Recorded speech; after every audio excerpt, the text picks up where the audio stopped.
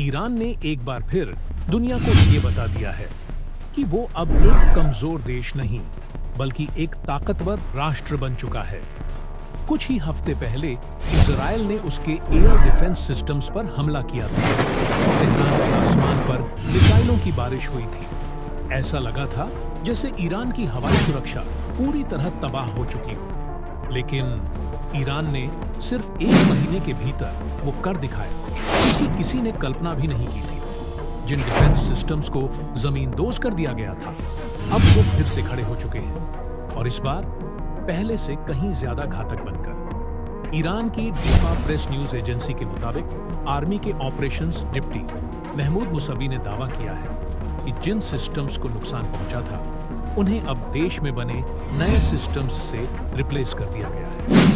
उन्होंने ये भी कहा कि हाँ, हम ये स्वीकार करते हैं कि कुछ सिस्टम्स डैमेज हुए थे, लेकिन हमने पहले से सुरक्षित जगहों पर रखे प्री अरेंज्ड सिस्टम्स को तुरंत तैनात किया और अब ये और भी मजबूत हो चुके हैं। यह सिर्फ एक मरम्मत नहीं है, यह एक संदेश है कि ईरान झुकता नहीं, वो उठता है और हर बार पहले से कहीं ज्यादा ताकत के साथ। कैसे किया ईरान ने यह कमाल? ये सवाल अब हर किसी के जहन में है। आखिर ईरान ने इतनी तेजी से अपनी सुरक्षा प्रणाली को कैसे बहाल कर लिया?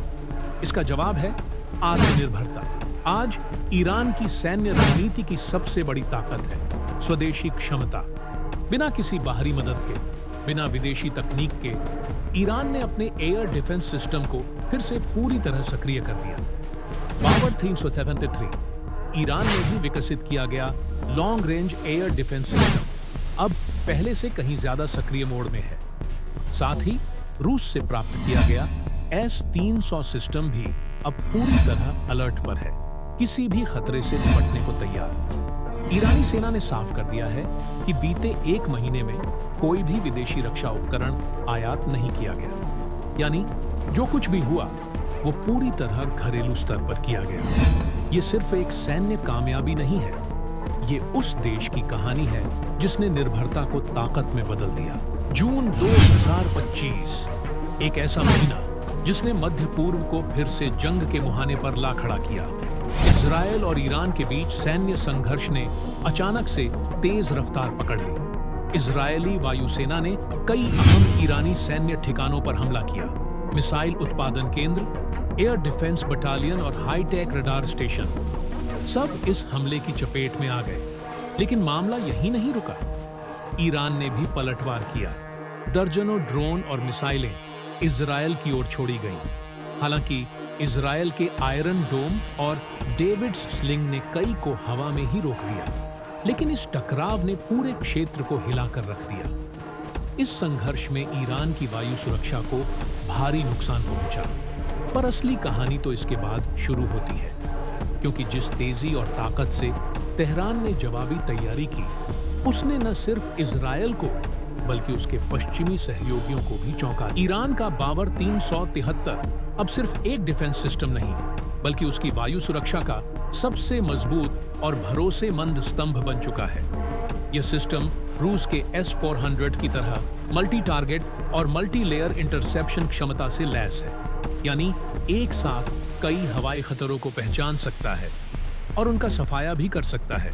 इसकी रेंज 300 किलोमीटर तक जाती है और रिएक्शन टाइम अब पहले से कहीं तेज।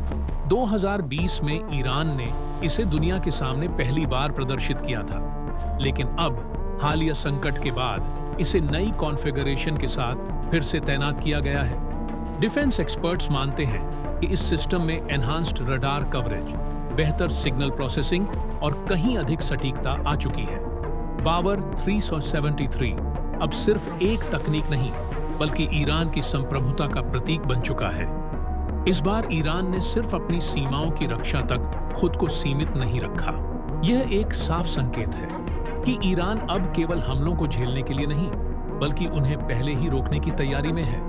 ईरान का संदेश, कमजोर मत समझना। ईरान की यह जबरदस्त रिकवरी सिर्फ एक सैन्य कामयाबी नहीं है बल्कि एक राजनीतिक संदेश है, साफ, तेज और सीधा। ये संदेश है इजराइल और अमेरिका जैसे देशों के लिए कि ईरान को कमजोर समझने की भूल अब भारी पड़ सकती है। ठीक वैसे ही जैसे पिछले अक्टूबर में हुआ था, जब इजरायल ने ईरानी मिसाइल फैक्ट्रियों को निशाना बनाया था और ईरान ने कुछ ही हफ्तों में जवाबी सैन्य अभ्यास करके पूरी दुनिया को चौंका दिया था।